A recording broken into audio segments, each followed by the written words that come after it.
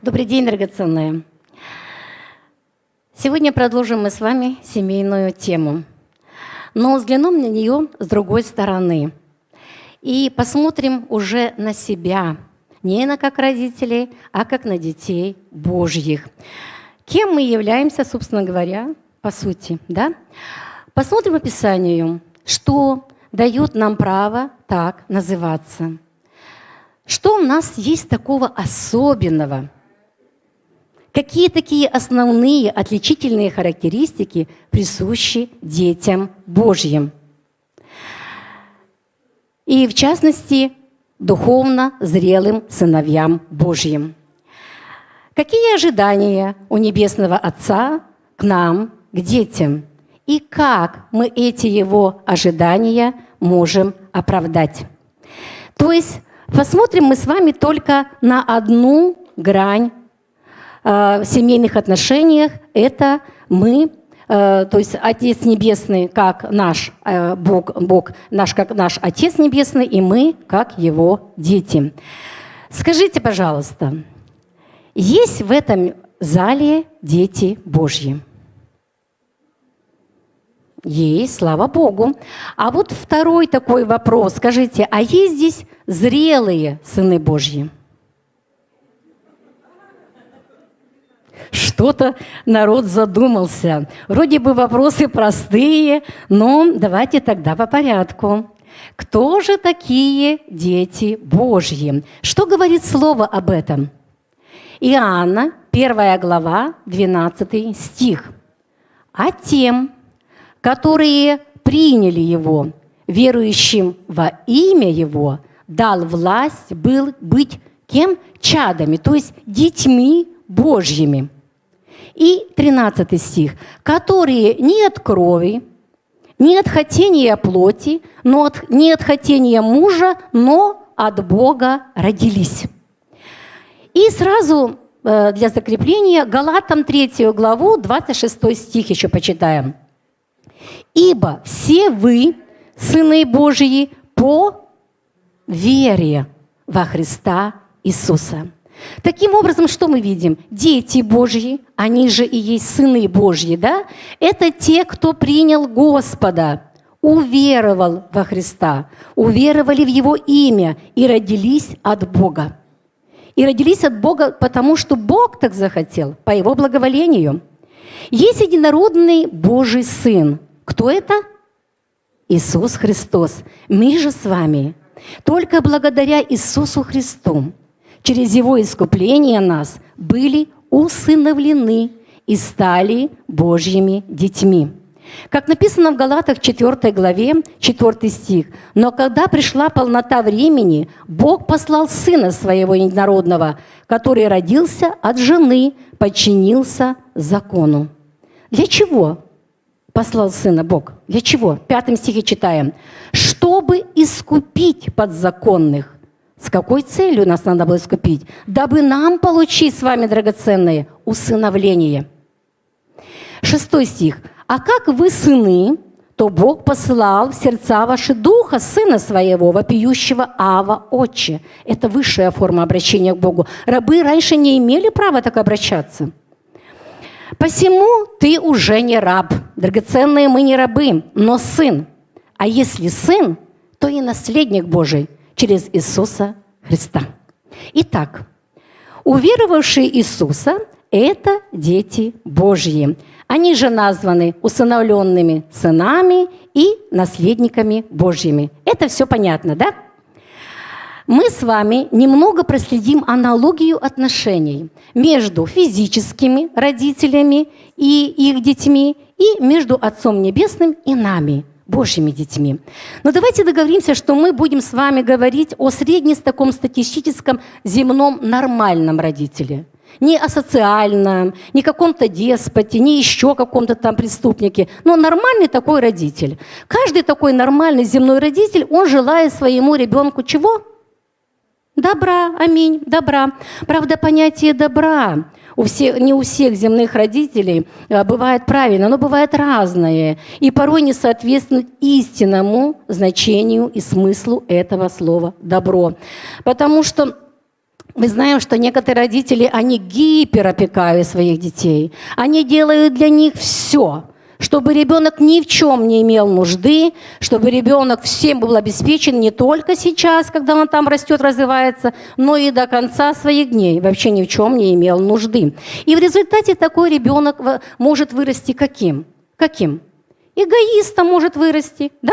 Неблагодарным может вырасти, вот. Может просто обычным лентяем, лодырем, потребителем. Почему, драгоценное, так бывает? Ну, во-первых, не все родители верующие, да? А даже если мы говорим о верующих родителях, то согласитесь, что не все все-таки ставить во главу угла в воспитании ребенка, чтобы привести его к познанию Господа, что это у них цель номер один. Некоторые думают, ребенок повзрослеет и сам придет к этому пути. Я же пришел. То есть они как бы сильно в это так не углубляются. Но вы знаете, увы, это наша задача. Задача родителей, потому что Бог родителям, нам верил эти драгоценные души. Отец Небесный в этой части, Он самый лучший любящий Отец. Он не просто желает нам спасения, но Он его нам что? Практически позаботился и обеспечил через своего Сына, который заплатил высочайшую цену за это. Иоанна 3,16 мы все знаем наизусть. «Ибо так возлюбил Бог мир, что отдал Сына Своего Единородного, дабы всякий верующий в Него не погиб, но имел жизнь вечную». Каждый родитель старается окружить своего ребенка теплом, заботой, любовью. Он вкладывается, он часть себя вкладывает в этого ребенка. Для него ребенок – это все, можно сказать. Каждый родитель, но Отец Небесный, да, Он любит нас какой любовью? Божьей любовью. Она совершенно другая. Характеристики этой любви драгоценные где записаны? Скажите хором. 1 Коринфянам, глава 13, аминь, с 4 по 8 стих. И хотя вы многие знаете и наизусть, но у нас есть и новообращенные, ради них давайте повторим характеристики этой любви. Любовь такая долготерпит. Она милосердствует, она не завидует, она не превозносится, она не гордится, она не бесчинствует, она не ищет своего, она не раздражается, не мыслит зла, не радуется неправде, радуется истине. Она все покрывает, всему верит, всему надеется, все переносит и никогда не перестает. Но кроме того, что Отец Небесный любит нас вот такой любовью, Он еще вот эту самую Божью любовь вложил в сердца наши драгоценные. Он в нас это излил. Бог есть любовь. И без любви мы никак, ну просто никак не можем Ему уподобиться. От физических родителей мы что с вами переняли? Скажем так, физические характеристики какие-то. У кого-то глазки кто-то перенял, кто-то цвет кожи, да, рост, фигуру и так далее. Какие-то определенные способности могут перейти от Отца Небесного, который есть Дух. Мы что приняли? Духовные характеристики. 1 Иоанна 3, 1 стих, с 1 часть. «Смотрите, какую любовь дал нам Отец». Для чего дал эту любовь нам Отец, драгоценная? Для чего? Там написано. Для чего? Чтобы нам называться, и не только называться, но и быть детьми Божьими. Без этой характеристики духовной мы никак не можем быть детьми Божьими. Драгоценные, это не мы себя назвали детьми Божьими. Это не мы так. Это Бог так захотел сделать, благодаря тому, что Он нас сильно любит. Любовь Божья, она в нас. И это первая, важнейшая и неотъемлемая характеристика всех детей Божьих. Дети Божьи любят. А кого они любят, эти дети Божьи? Вот вы, драгоценные, кого вы любите? Правильно, мы любим Бога, да? Еще мы кого любим? Любим людей. Людей любим, потому что Отец Небесный, Он любит людей, каждого человека. И дети Божьи, они любят то, что любит их Отец, и ненавидят то, что ненавидит их Отец. Но если сын у физических родителей вырастает не таковым, как они ожидали, то есть не оправдал их надежды, ну, мало ли, какие бывают дети, то часто в семье бывают размолвки, ссоры, и настолько сильные, настолько приходит огорчение в сердцах и ожесточение, что люди не общаются, полностью разрывают эти связи. Тогда как Бог, Отец, Он дает каждому, даже самому-самому отъявленному такому грешнику, вот, Он дает прощение. Он готов простить, и притом простить так, безусловно. Простить раз и навсегда, стереть все грехи. Понимаете? И каждому человеку Он до последнего вздоха дает шанс покаяться. А детей своих как Он ожидает? Вот как блудного сына. Он высматривает, когда он придет, когда он вернется к нему. Земные родители, они драгоценные, ограничены в том, чтобы, чем могут благословить своих детей. Ну, кто-то, конечно, больше миллиардеры могут благословить, а кто-то совсем, у него ограничены возможности. Но все же все родители заботятся о будущем благословении своих детей. Для этого они что? Они отдают их в школу, потом в лучшие вузы стараются, чтобы они учились, чтобы они получили какую-то профессию и могли себя обеспечить самостоятельно. То есть они стараются оставить даже сыну наследие, да, в виде там дома. А вы как думаете, вообще родители должны оставлять дома и квартиры своим детям? Не слышу? Молодцы. Естественно. И это по-библейски, потому что дом и имение, написано в притчах 19 главе, это наследство от родителей. Так что не смущайтесь, драгоценные, если вы оставите квартиру или дом своим детям. Это хорошо, это по-библейски. Пусть Господь благословит вас в этом. Здесь даже сравнивать, конечно, разные возможности. Мы дети Божьи, и в этой жизни мы имеем все, как написано в Слове Божье, потребное для жизни и благочестия. Иисус уже нам дал жизнь с избытком, а Отец Небесный благословит нас всеми небесными благословениями, да? Всеми. Вот, духовные благословения в небесах. И Он всегда дает благо просящим у Него.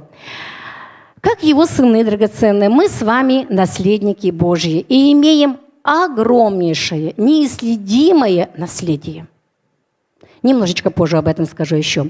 Земные родители могут помочь нам стать в определенную позицию, какую-то получить определенную власть. Но даже если бы ваши родители, мои родители там, были даже президентами в какой-то отдельной стране, вы знаете, то, что бы они могли дать, это ничто в сравнении с той позицией и властью, которую нам дал Отец Небесный.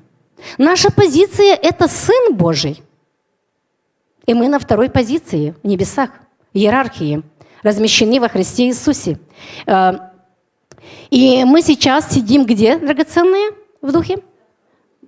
Во Христе на престоле по правую руку Отца. И вся власть дана нам. Вся власть, которая есть у Христа. Он имеет всякую власть. И это все наше. И силой родители земные нас не могут, драгоценные, и здоровьем божественным обеспечить. Они могут что-то сделать, оплатить какие-то расходы, где-то чего-то позаботиться, направить, но не более того. Тогда как нам с вами дана сила, воскресившая Иисуса, и все силы будущего века. И Бог желает, чтобы мы все с вами ходили в божественном здоровье. В божественном. Земные родители желают в старости гордиться своими детьми. А кто не желает, да? Ну, хочется же. Вот. А Отец Небесный чего Он желает? Это написано в Ефесянам 4:13. Чтобы мы с вами, драгоценные, пришли в единство веры, в познании Сына Божия, у мужа совершенного, в меру полного возраста Христова. То есть, что преобразили Сына и прославляли Его. Дорогие, мы с вами вот сделали такой сравнительный между собой, такое сравнение, скажем, небольшое, да, между земными родителями и их детьми, и между Небесным Отцом и Его детьми. Но достаточно вполне, чтобы увидеть разницу и заценить преимущество быть детьми Божьими. У нас теперь с вами, я хочу сказать, совершенная Божья семья. Мы члены этой семьи. И мы имеем совершенного Отца Небесного, который всегда знает, что для нас есть благо. У нас с вами есть совершенный старший брат. Он же совершенный учитель Иисус Христос. И у нас с вами есть совершенный наставник, это и утешитель Дух Святой. Другими словами, мы имеем с вами совершенные условия для духовного роста, чтобы вырасти зрелыми сыновьями своего Отца и стать такими, как Он желает нас видеть. Переходим теперь непосредственно к нам. Мы с вами любим земных родителей. Относимся к ним, конечно, с уважением, с благодарностью. Это в чем проявляется? В нашем отношении, в нашем внимании, в нашей заботе, помощи и так далее. А как драгоценные относительно Отца Небесного? В чем будет выражаться проявление нашей любви к Богу? К Богу.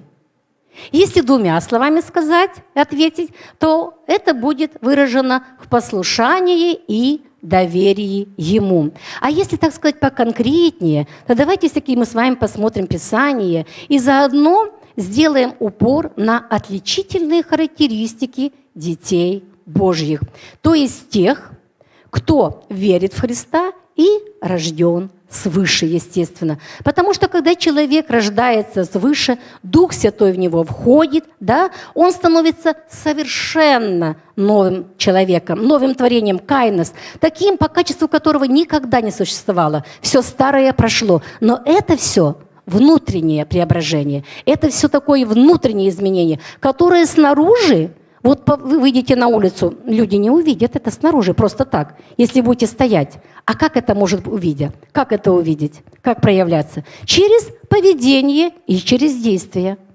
Вот через это, да.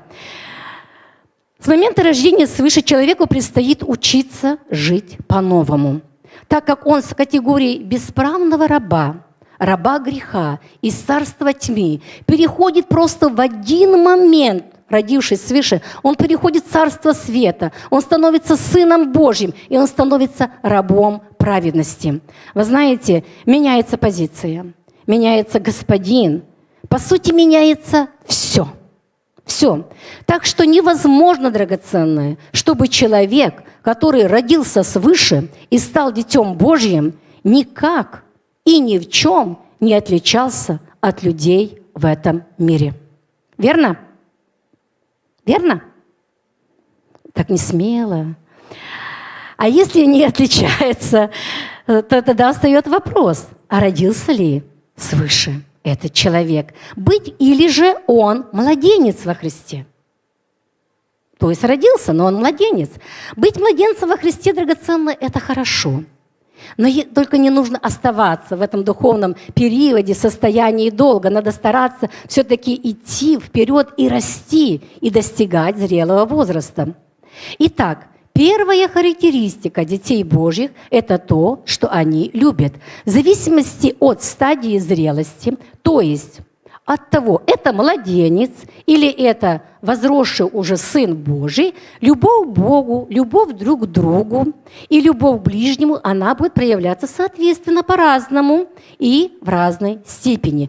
Духовный младенец, он все еще эгоист, он требует внимания к себе. Я, мне, мое, я хочу, я не хочу, я буду, не буду и так далее. Поэтому его проявления любви к другим будут такие минимальные, что их особо мир и не заметит. Между младенчеством и зрелостью есть определенный такой переходный этап взросления. И я думаю, что большинство из нас именно находится на этом этапе сейчас. Но мы должны знать, к чему нам с вами нужно стремиться. Ведь если не будем ставить себе четкие цели, то мы никогда к ним и не придем. Нет цели, нет результата. Запишите себе где-нибудь. Вот нет цели, результата нет. Потому что такая цель, как преобразиться в образ Христа, это общая цель для всех детей Божьих. Но ее нужно детализировать, чтобы стало более понятно, с чем нам с вами работать и на что все-таки ориентироваться. Иначе мы будем, как по той поговорке, попадем пальцем в небо. Попадем? Безусловно. Поэтому предлагаю сегодня сделать ударение на отличительные характеристики духовно зрелых сыновей Божьих. Длительное было такое у меня, вводное. Но чтобы вы все-таки отнеслись к этому слову серьезно, с пониманием. И не просто всех детей, да, потому что всем детям и младенцы относятся, но мы будем говорить, там особого отличия нет, мы будем о зрелых сыновьях. И тогда, если рассматривать первую отличительную характеристику детей Божьих любовь, то эта любовь у зрелого Божьего Сына должна быть сродни любви Божьей, которая в нас излита. И эта любовь уже у нас есть. Бог излил ее в нас. Вот. И с какой целью? Чтобы мы ее проявляли, так жили. А это значит, что зрелый сын Бога любит Бога так, как он его любит, как понимает это Отец. И как написано в Слове Божьем. То есть он исполняет все, вот это слово, оно ключевое, все заповеди Божьи. Они выборочные, какие по сердцу или какие ему нравятся. А это значит, что он любит братьев и сестер по вере. Как? Как Господь возлюбил нас, то есть даже до смерти. Это значит, что он любит ближнего. То есть, а кто такой ближний? Это драгоценные все, с кем мы пересекаемся в этой жизни. Это все. Он любит ближнего как самого себя, в том числе и врагов. Пожалуйста, вы первую табличку выведите на экран. Дорогие, после рождения свыше и крещения в воде должен идти непрерывный процесс возрастания в познании и послушании Господу. Апостол Павел пишет, что познание Христа и приобретение Его – это цель для него номер один. Филиппийцам 3:8. Он говорит, да и все почитаю щитою, то есть мусором, напрасным, ради превосходства познания Христа Иисуса, Господа моего. Для Него я от всего отказался и все почитаю за ссор, чтобы приобрести Христа. Драгоценные, как можно подражать тому и следовать за тем, кого не знаем? Никак. Да просто никак. Нам нужно познавать Господа близко. Чтобы узнать какую-то еду, ее нужно попробовать на язык, ее надо поесть, правда же?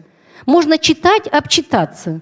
Кисло-сладкое, там, горькое, еще какое-то, но вы его не знаете. Вот так же и здесь. Чтобы узнать человека, с ним нужно иметь близкие личные отношения, общение, также и Бога. Итак, вторая отличительная и неотъемлемая характеристика зрелых сыновей Божьих – это что они познали Бога и продолжали непрерывно Его познавать. Я сейчас попробую включить. Как-то не очень. Илья, не получился фокус. Фокус получился? Ага, все хорошо. Спасибо. Так. Значит, вторая характеристика, мы с вами сказали. Мир, он не познал Бога и не хочет Его познавать. И поэтому и нас, Его детей, Он знать и принимать не желает. Познание Бога, драгоценное, оно ведет к третьей характеристике зрелых сыновей, к чистоте жизни. Чтобы не отвлекаться, я, наверное, в конце выведу полную табличку, и так будет, я не буду просто отвлекаться. Хорошо. Чистоте жизни. И давайте мы в это убедимся в Слове Божьем. 1 Иоанна 3:3. «И всякий, имеющий сию надежду на Него». Какую надежду? Там написано, что будем подобны Христу, когда увидим Его, очищая себя так, как Он чист. И 1 Иоанна 3:6. «Всякий, пребывающий в Нем, не согрешает». всякий согрешающий не видел Его и не познал Его». Драгоценные, мы привыкли жить в убеждении, что все согрешают. И поэтому это нормально. Пока мы на земле, мы также говорим, себя уже в этом убедили, и нам хорошо. Слава Господу, что у нас всегда есть выход. Исповедовать грех, раскаяться, и Господь простит и очистит нас своей кровью. Но не злоупотребляем ли мы благостью Божьей в этом вопросе? Это вопрос каждый, пусть ответит сам себе. Здесь же четко написано: «если согрешаешь». В оригинале это то же самое слово «хамартана» — «грешишь». То ты еще не познал Бога. Написано. Познал там это слово, которое мы тоже много раз разбирали, «гиноска». То есть не имеешь эту близость интимную. И то есть такой человек, он не имеет с Богом близких личных взаимоотношений. 1 Петра 1,15. «По примеру призвавшего нас святому, и сами будьте какие? Святы, праведны во всех поступках». Драгоценный Бог, Он есть любовь. Поэтому грешим, когда мы, это преступление не против закона, это против любви. Грех, он причиняет боль сердцу Бога. Иисус, Он не грешил. Не грешил? Не грешил. Возрастая, нам надо уподобляться Христу и в этой характеристике тоже. 4-я характеристика зрелых сыновей написана в Евреям 5 главе 14 стихе. «Твердая же пища свойственна совершенным, у которых чувства навыком приучены к развлечению добра и зла». Зрелые сыновья драгоценные, они имеют такую способность понимать Слово Божье глубже и исполнять его, и таким образом возрастать в вере и праведности. Не только своим разумом, не только тем, что они знают Писание, но и духовными своими чувствованиями они различают уже. Различие между тем, что угодно Богу, что не угодно, что полезно для души, а что вред приносит ей. Я бы так характеризовала эту характеристику: они живут по духу. И 5-я характеристика зрелых сыновей: они уже распоряжаются наследием своего отца. Они уже не подчинены попечителям, домоправителям, как написано в Галатах 4 главе, Галатам 4:1. Еще скажу: наследник, доколе в детстве, ничем не отличается от раба, хотя и господин всего.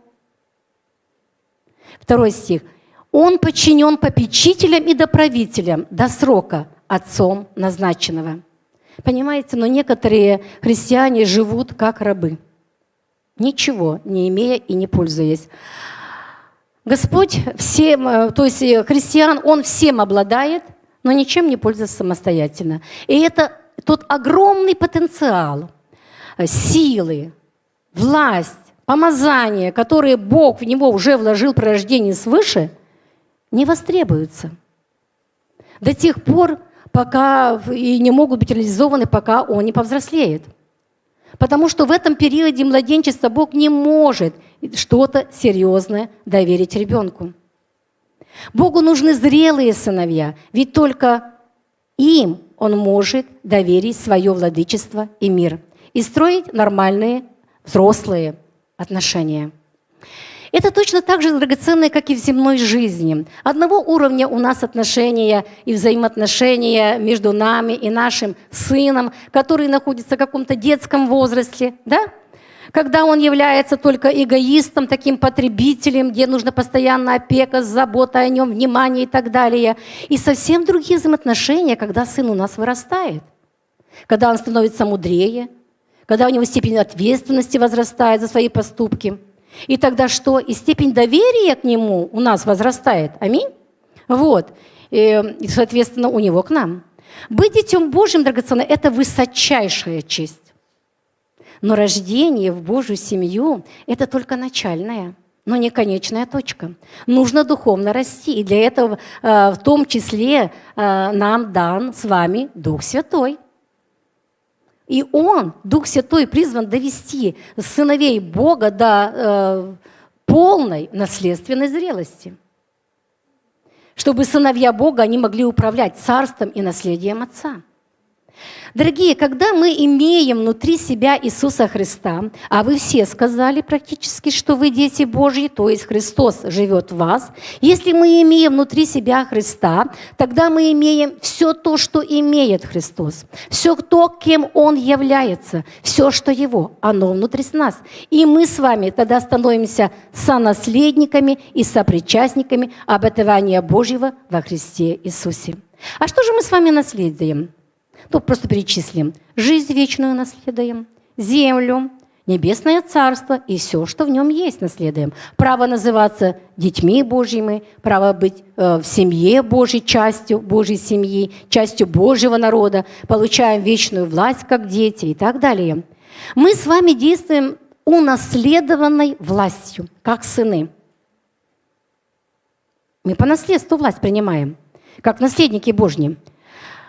Ученики Христа до того, как Иисус пошел на Голгофский крест, они действовали на основании делегированной власти, как посланники. У врага, то есть у сатаны, нет никакой власти относительно нас. Он ее имеет только в одном случае, когда мы позволяем действовать в своей жизни, становимся добровольно под его власть. Обманывая, обманным путем, по незнанию, неважно. Но мы становимся. Чтобы с наследием закончим, зачитаем Откровение, 21 глава, 7 стих. «Побеждающий наследует...» Слово такое хорошее. Что наследует? Все. Запомните. Все. «И буду ему Богом, и он будет моим сыном». Аллилуйя. Только зрелый Божий сын может быть в категории побеждающий, потому что я сказала о власти и силе. И тогда, как зрелые сыновья используют... Как они? Вот сыновья зрелые используют это наследие сейчас, живя на земле. Как они нас используют? Как вы думаете? Да, близко. Они пользуются той властью, правильно, и силой, которая им дана. И берут то, что им принадлежит по праву. И ведут духовные войны за это, и побеждают в них. Они становятся господином дьяволу. Как Лестер Саммер, который приказал однажды, чтобы дьявол, который сдвинул его койку, поставил обратно на место.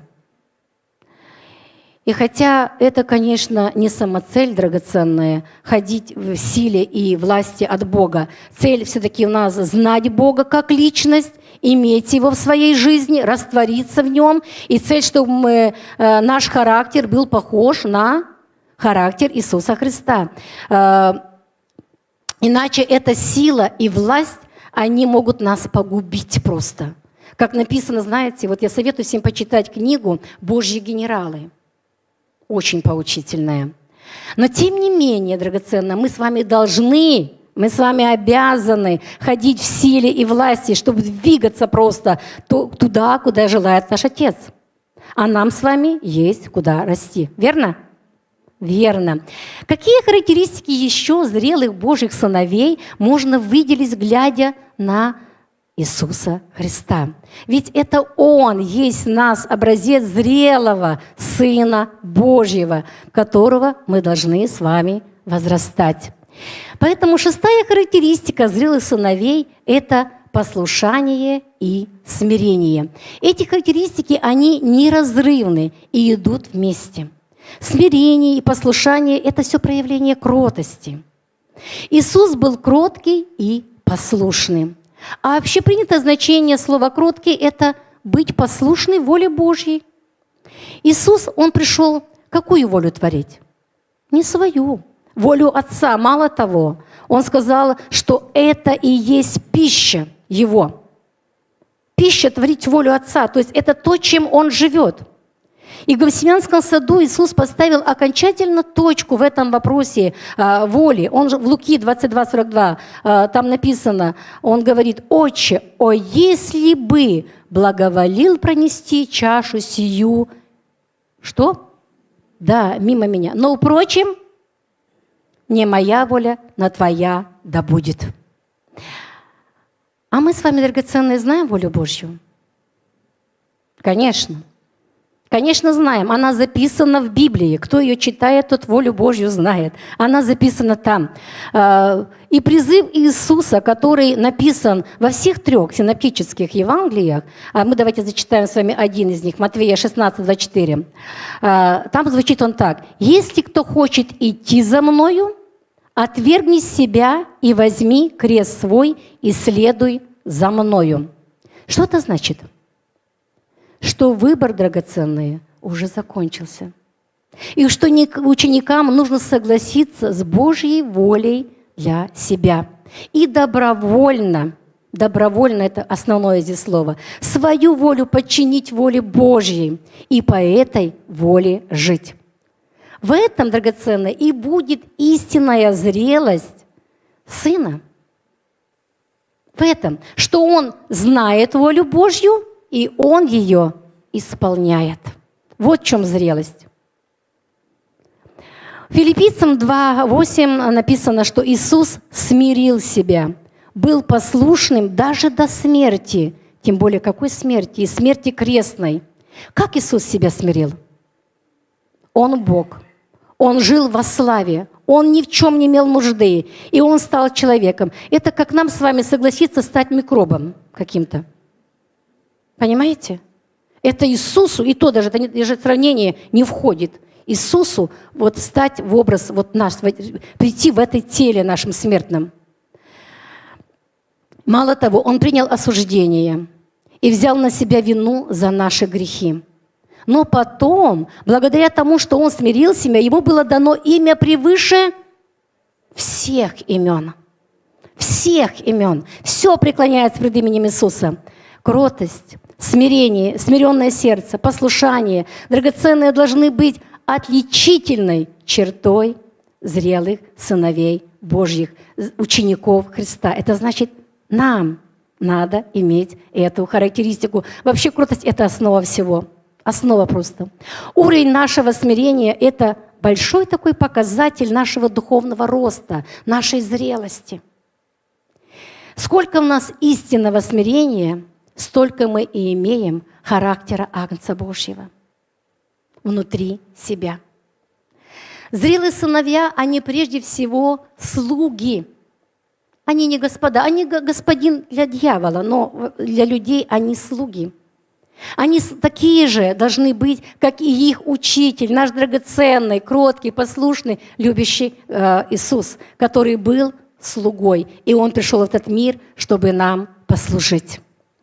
Давайте мы с вами откроем притчу, 4 глава, 18 стих. «Стезя праведных, как светило лучезарное, которое более и более светлеет до полнего дня». Что мы видим с вами, драгоценные? Процесс. Процесс, да? Это не мгновенно. Духовный младенец, рожденный свыше христианин, в один день не становится зрелым сыном. Хотя я хочу сказать, это не десятилетие. Оно несоизмеримо с физическим, как люди растут физически. Нет, здесь один возрастает быстрее, а другой медленнее. Все зависит от нас. Поэтому наша часть тоже в этом есть. Драгоценные, необходимый потенциал есть в каждом из нас. Но нужно что-то делать, чтобы этот потенциал, он был реализован в нашей жизни. И, конечно же, нужно время. Мы можем назвать такие звучные имена, как Бетховен, Моцарт, Пушкин. Они стали гениями. Они свой потенциал гения реализовали. А сколько таких нереализованных гениев? Я думаю, что много. Много. Вот так и нам. Нам дано, мы сами говорили, все. Все. Условия у нас совершенные. Все имеем, драгоценные. Но нам дано это в потенциале. Это не наш путь оставаться с вами годами капризными, ранимыми младенцами, которые легко обижаются чуть что, которые ходят в землепрощении годами, которые отравляют себя ядом и другим отравляют жизнь. Из младенца мы с вами должны возрастать в зрелого Сына Божьего. Вот цель. Вот цель. И своенравного такого, своевольного, не исполняющего волю Божьего и не знающего Отца возрастать в послушного, исполняющего волю Божью и познающего Отца, имеет взаимоотношения с Ним. Возрастать мы должны, чтобы исполнять заповеди Божьи не из-за страха наказания. Это только может быть в начале, в младенчестве такое может. И даже не из-за того, чтобы получить награду. Мы бежим по аресталищу, не только наемные работники так, чтобы за награду. А мы как должны, какой мотив у нас всего должен быть какой, драгоценный? Исполнить заповеди из-за любви к Отцу. Понимаете? Из-за любви мы это делаем. И если мы хотим, чтобы люди в мире увидели в нас то, чтобы им захотелось иметь, а чего они не имеют. Если действительно мы хотим проявиться как зрелые сыновья и явить в этом мире Христа, ведь Иисус что сделал? Он явил Бога Отца? Явил Бога Отца. Он сделал Его видимым. Так вот, если мы этого хотим, то мы можем это сделать несколькими путями. Мы можем являть Христа через преображенный характер, через то, что мы уподобляемся Христу. А так как Бог есть любовь, то прежде всего это уподобление Христу будет в том, что мы будем возрастать и взращивать плод любви. Да? Как взращивать плод любви и другие плоды Духа Святого, мы с вами говорили, когда разбирали тему «быть плодоносным». Если кому-то интересно, вернитесь. Но не только о любви идет речь, но и о других характеристиках, да, которые мы с вами сегодня разбираем. Они все присущи Христу были. Значит, нам нужно возрастать. Как же еще зрелые сыновья Божьи могут явить Христа здесь на земле? Каким путем? Через образ своей жизни, через добродетельную жизнь. То есть, когда они приносят много плода, и этим прославляют Бога. А такая жизнь, она есть уже драгоценное следствие преображенного характера. Ну, никак по-другому. И такая жизнь, она обязательно включает в себя выполнение поручения, великого поручения Господа, как принято говорить.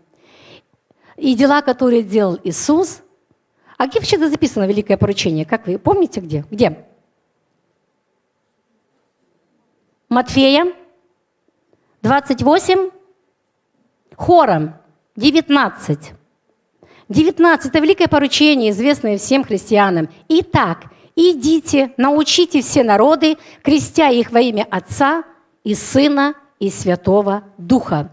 В Марка 16 написано, что вы проповедовали Евангелие все твари, а в Матфея 10:8 больных исцеляйте, прокаженных очищайте, мертвых воскрешайте, бесов изгоняйте, даром получили, даром давайте. Обратите внимание, что поручение относится к каждому христианину, в том числе и тем детям Божьим, которые не подняли руку сегодня, что они зрелые сыны. Каждому христианину, и а не кому-то, какому-то особенному. Иоанна 14:12 читаем. «Истинно, истинно говорю вам, верующий меня, дела, которые я творю, и Он сотворит. И больше стих сотворит, потому что я к Отцу моему иду». Мы верующие? Значит, это к нам. Мы можем уже с вами, драгоценно, сформулировать 7-ю характеристику зрелых христиан. Я попробую сейчас пролистать, включить. Как-то у меня не совсем тут.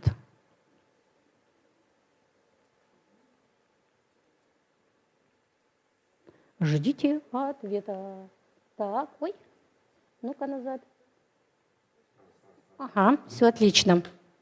Пусть будет. 7-я характеристика. Они берут на себя ответственность за порученное дело и делают дела, которые делал Иисус в своем земном служении. То есть они делают, что они делают? Не забудьте, это очень важный момент.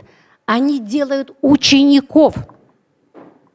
И второе, они делают дела, которые делает Иисус, еще добрые дела. То есть они исцеляют, воскрешают, освобождают и так далее. Когда любой человек начинает брать ответственность на себя за что-либо, пусть даже за что самое малое, это что говорит? Что это явный признак его взросления. То же самое и здесь. Когда зрелые сыны Божьи делают дела, которые делал Иисус, то это служение, оно высвобождает славу Богу. Что это значит? Оно высвобождает такое, знаете, проявленное присутствие Божьего характера и естества. Делает его явным просто. И вот как по моему мнению, мне так открыто, во всяком случае, всего одним предложением, одним местом Писания можно вкратце охарактеризовать жизнь зрелого Сына Божьего. Вот одним местом Писания, вкратце. Кто-то может сказать это место Писания? Только не медиакоманда. Драгоценное, это Колоссянам, 1 глава, 10 стих. Давайте мы это место Писания прям себе потом выпишем и где-то повесим, и будем вникать в него. Колоссянам 1:10. «Чтобы поступали достойно Бога, во всем угождали Ему, принося плод во всяком деле благом и возрастая в познании Бога». Жить достойно своего Небесного Отца – это жить жизнью зрелого Божьего Сына.